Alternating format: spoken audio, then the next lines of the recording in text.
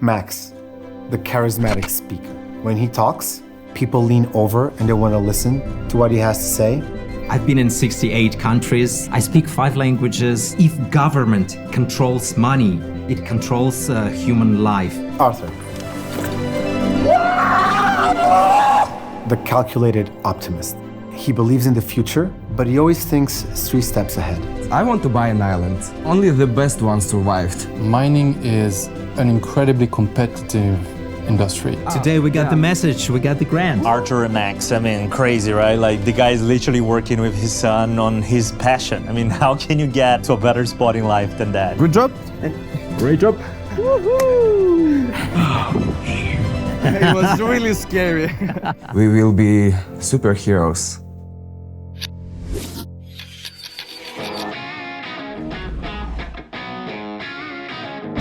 I'm Max Matrinitsky. I'm the founder and CEO of Everminer.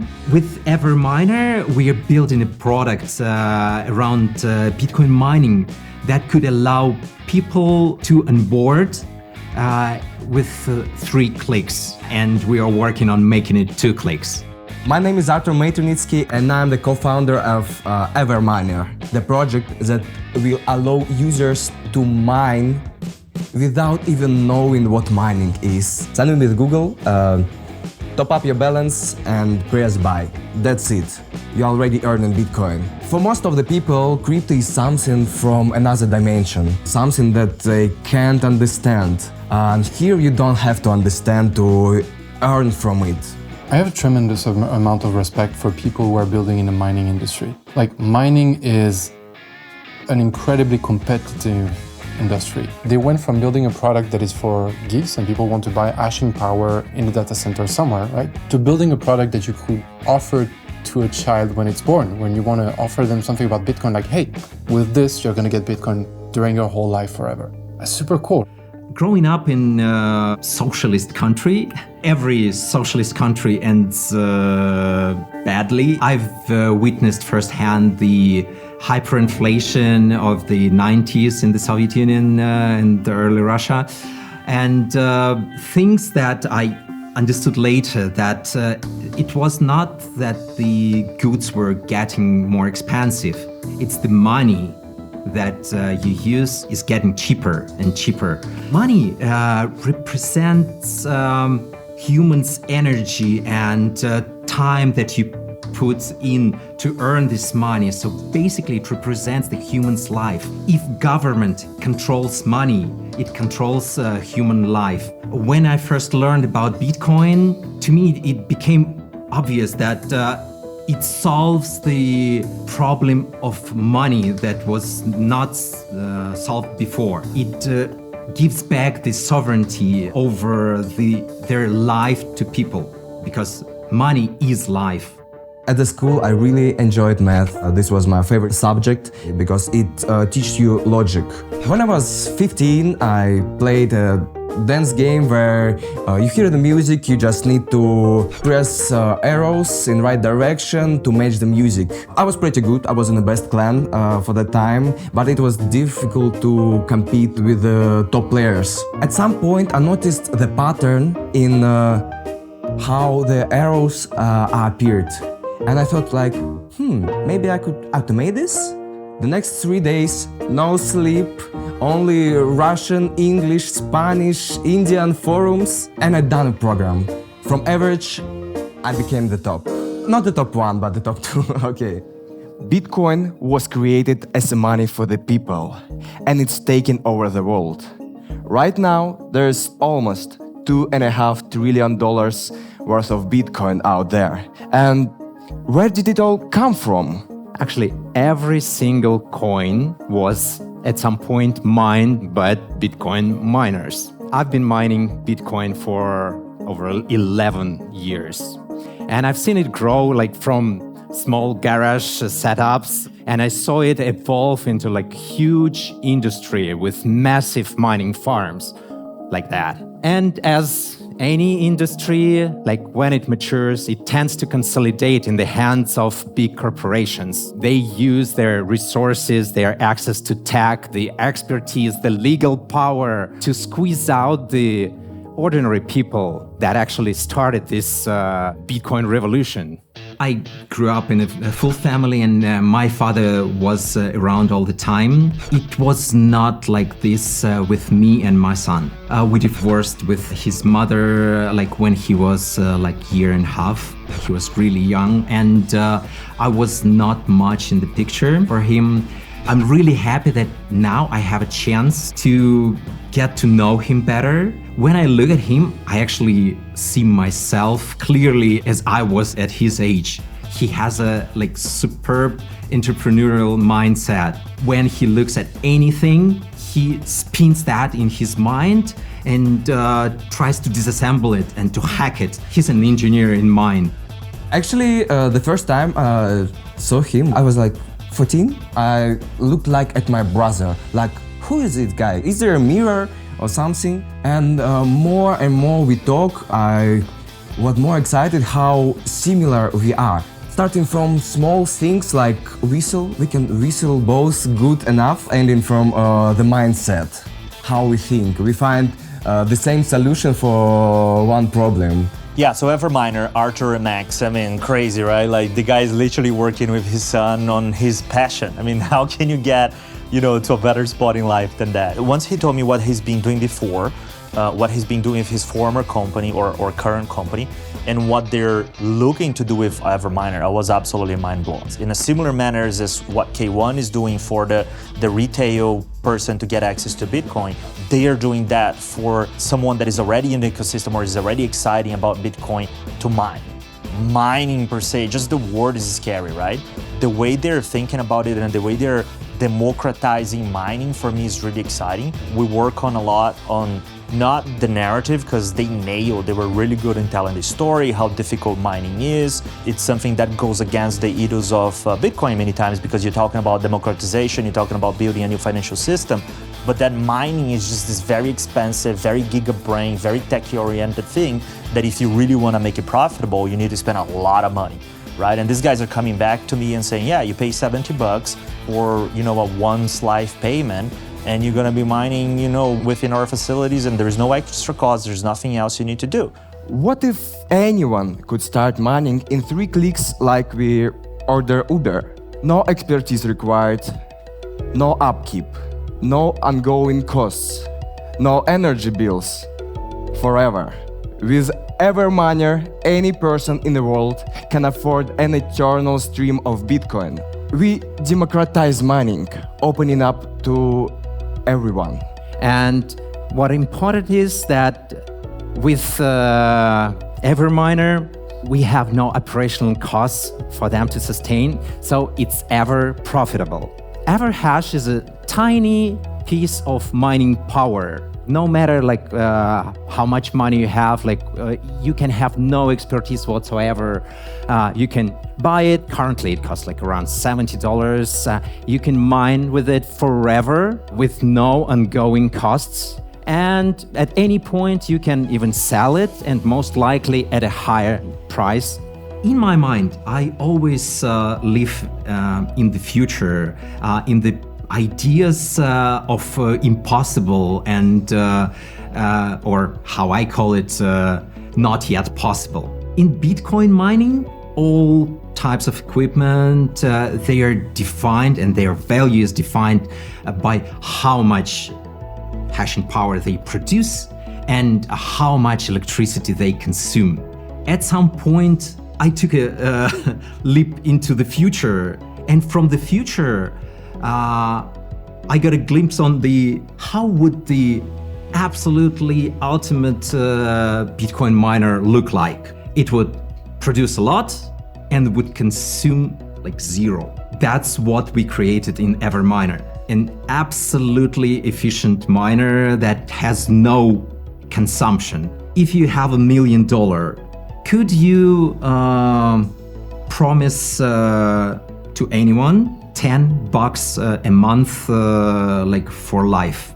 Yes, of course you could. You just take the $1 million, put it in some solid investment tools, and you would get more than $10 a month to deliver on your for life promise. This demonstrates that the for life obligations are feasible, are realistic. And that's what we did in Everminer. We offer lifetime stream of Bitcoin with no operational expenses. It looks like it's impossible at first sight, but that's what we engineers do. We create something that was not possible before, and now we make it possible. Max, the charismatic speaker. He knows how to pitch, he knows how to sell an idea. When he talks, people lean over and they want to listen to what he has to say. But I think he learned to light up a room and inspire about his vision because deep inside, he's afraid to be seen without his pitch. Because if you take away his startup from him, I honestly feel he's afraid to be seen without it. So it's like his cape, like a Superman cape. He can be the hero as long as he has the Everminer cape. Take that away, pull him into a more technical conversation, and I think he becomes insecure. So the challenge for him in this bootcamp, I think, will be to listen more than speak, be humble, and take the advantage that he's surrounded by brilliant people that might be smarter than him on some topics, but if he understands this, the learning curve is there for him. At our bootcamp, each startup goes through a series of challenges designed to deliver key learning outcomes. In one of these challenges, the founders of Everminer must find a local business in El Salvador and come up with a marketing strategy to attract large clients, which Arthur and Max will now begin working on. Find a local business and sell yourself as their marketeer. So we're gonna need to find clients to them. Podemos tener un poquito de su tiempo. Podemos ayudarle.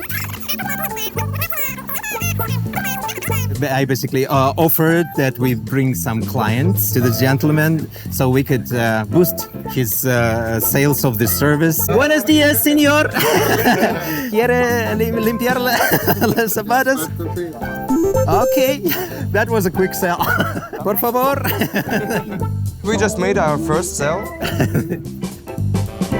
Maybe we can set up a referral system. Referral system. Find a friend with dirty shoes. Let's just go to people. Podemos tener minuto de. ¿Hablo inglés? ¿Español? Okay, it didn't go well. Vamos, por favor. Señor, tenemos un cliente para usted. We could create a point of attraction here. There is a gentleman with a guitar here, and we could ask him to move his business here, so he would attract more people to this point. We are trying to help the shoe cleaners to get more clients. You see? Con la intención de llegar a Estados por Guatemala, México, Puerto Rico. Arthur, the calculated optimist. He believes in the future, but he always thinks 3 steps ahead. But I think his challenge for this bootcamp is mostly going to be to understand how much he still has to learn. He is not his father. He is not other founders here. Because today, if you ask him if he can do anything, he will tell you for sure he can do it, and he'll figure it out along the way how to do it. This isn't the way for a founder. You wouldn't invest in a founder like this. If you go to someone and ask for their money, and you tell them, give me the money first, I'll figure it out along the way how I'm going to fulfill this vision, that's not a great conversation starter. So I think on a different level, Arthur's challenge is also to understand failure is possible in his life. And the moment he stops being an optimist and starts being a realist, that's when the real work begins. We explained our strategy to the gentleman to bring more clients. There is a church, and if he would relegate his business closer to the entrance of the church, it may bring more clients to him. It's closed, so I guess today this strategy will not work. We can place the banner not somewhere like here, but directly on the ground. Yeah. We need to find chalk. The good thing about this does not like leave constant stains on the ground. But now we have expenses on our marketing strategy. Zapas limpias. You should start a little bit after, I think. I think that will bring some attention. But I think this should work for sure. ¿Cómo le gusta la idea? ¿Está bien? Tendrá muchos clientes con esta. We did it. Yeah. It's not a lot, but it's a fair job. Yeah, I think it works. Good job. Muchas gracias. Gracias. The most emotionally intense challenge was going out to the public and finding local business, and we were helping the shoe cleaner to boost his sales. When you're like thinking about event like Bootcamp and joining Bootcamp, you have a limited set of expectations, but when you go into the world, it expands. It's an amazing experience. At the beginning, my main goal for myself was to improve myself, my knowledge in business development, how the things work from the inside. But apart from that, I also had a lot of really memorizable challenges like nail boards. I had marks on my feet for 2 weeks after that. The most difficult challenge was jumping off the bridge. Scary part is not the jump itself, but the minutes, seconds you spent before doing this jump.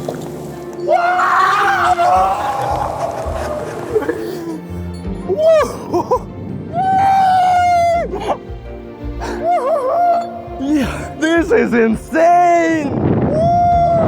I think it can teach us how our body reacts. Is only our brain job, and if we manage to work with it correctly, we will be superheroes. It was really scary. So 1 year in the making. After 1 year, we have users. We have a great product that people love. We have over 1 million revenue. We have sustainable mining operations on 4 continents.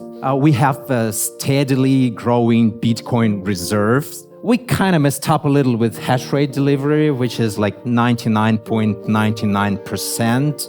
But we promise that next year we'll do better. So basically, we have proven that we have a sustainable exponential growth. We don't need your money, but together we can grow faster. So don't miss the Bitcoin mining revolution or evolution. And I'm really excited to see what those guys gonna be up to, because I think that is a very similar parallel with K1, right? Is how can you democratize something extremely difficult, that there is a lot of barriers for anybody to enter in a moment that, Bitcoin is going mainstream and everybody's heard of it and everybody wants to get their hands on, but still extremely hard for the average Joe to do so.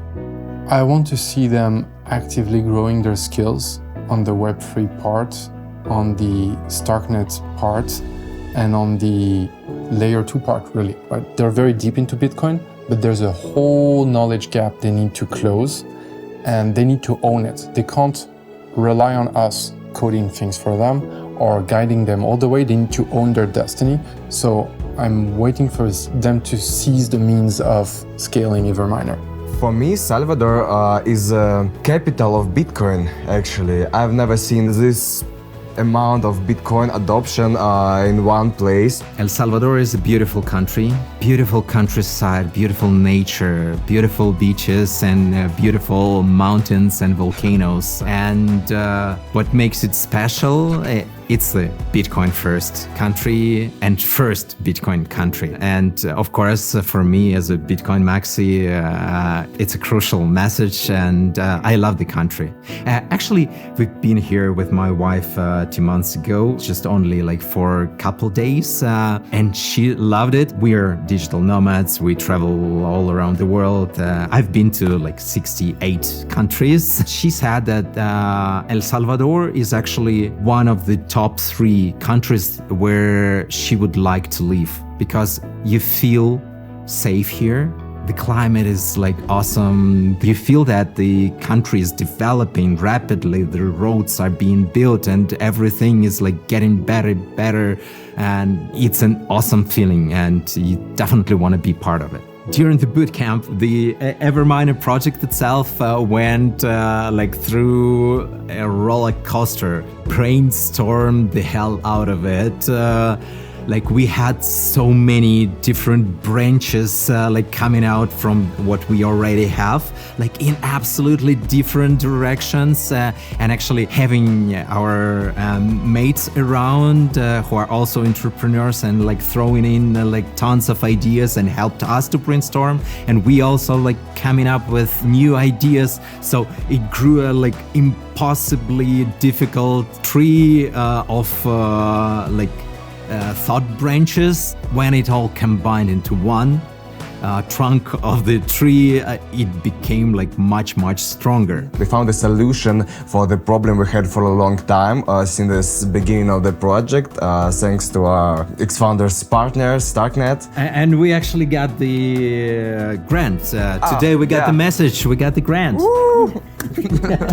In 10 years, we're gonna be like one of the biggest mining companies in the world. As any industry matures, this maturing industry gets to consolidate it more and more in like single hands, and for Bitcoin it kind of defeats the initial idea of Bitcoin, of decentralization, of like providing sovereignty to people, first money for the people. And hopefully Everminer solved this problem and we redistribute the mining power to ordinary mining enthusiasts, crypto enthusiasts, Bitcoiners, Bitcoin maxis, and ordinary people that do not know and do not want to know how actually Bitcoin or Bitcoin mining works. And that's our goal, and we will achieve that within 10 years.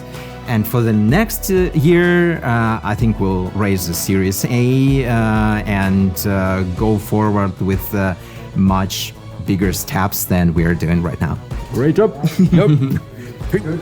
What I would like to say to my son when he sees that interview, that I'm really proud of him, of a man he'd become.